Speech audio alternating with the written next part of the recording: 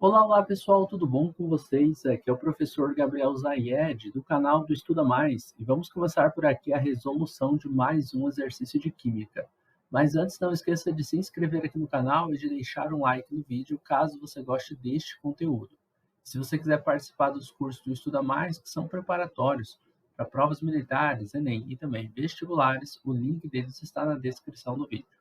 Bom, essa é uma questão da FUVEST e diz o seguinte: as figuras abaixo, elas representam esquematicamente estruturas de diferentes substâncias a uma temperatura ambiente. Temos aqui uma substância 1, substância 2 e uma substância 3. Sendo assim, as figuras 1, 2 e 3, elas podem representar, respectivamente, ou seja, nesta ordem, cloreto de sódio, dióxido de carbono e ferro, cloreto de sódio, ferro e dióxido de carbono, ferro e cloreto de sódio, ferro, cloreto de sódio e dióxido de carbono, ou ferro, dióxido de carbono e cloreto de sódio. Bom, pessoal, primeira coisa, aqui a gente está com algumas substâncias e você tem que saber como seria a representação delas. O ferro, quando eu falo apenas ferro, eu estou falando de um único metal, tá? O Fe.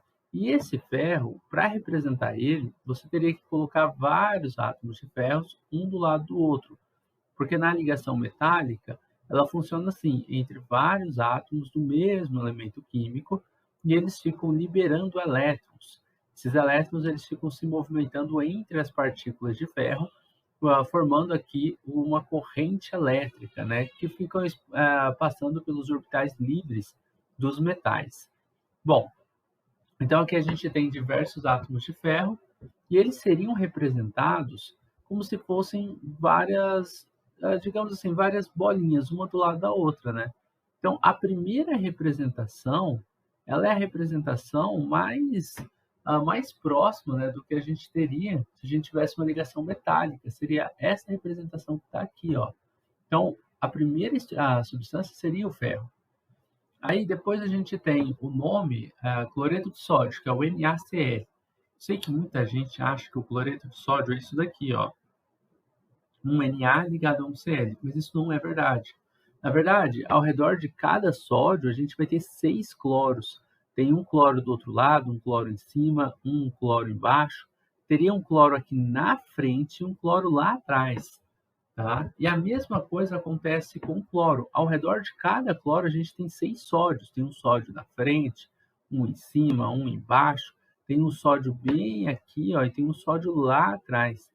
Tá? Então é tridimensional a estrutura, mas uma forma de representar é a gente deixar assim, tá?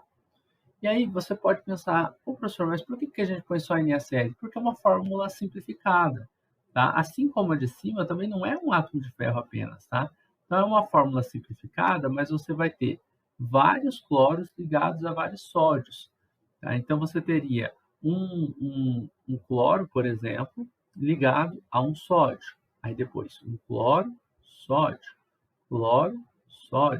tá? Eu sei que esse tamanho aqui está ficando meio estranho, né?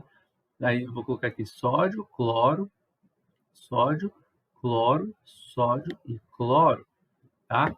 Então seria mais ou menos o que a gente tem na representação daquela segunda estrutura.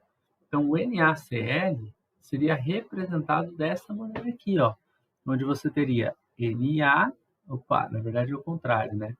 O sódio é menor, então você teria o cloro ligado ao sódio. Depois eu tenho outro cloro, depois eu tenho outro sódio, depois eu tenho outro cloro e assim por diante, tá? Aqui a gente está vendo ela como se fosse plana, mas aí é tridimensional, né? Lembra que eu falei que tem um sódio aqui na frente também, um lá atrás, que a gente não está conseguindo ver e assim por diante, tá? E essa última estrutura seria o dióxido de carbono, porque tem 3 átomos nessa estrutura. O CO2, ó, é formado por 3 átomos. É um carbono fazendo uma dupla ligação com 2 oxigênios. Representando como se fossem umas bolinhas, ó, você teria o carbono ligado a 2 átomos de oxigênios. E aí ficaria bem parecido com essa estrutura, tá? Então é ferro, cloreto de sódio e dióxido de carbono. Ferro, cloreto de sódio e dióxido de carbono, nesta ordem, a gente encontra aqui na letra D, tá? E seria a nossa alternativa correta para essa questão.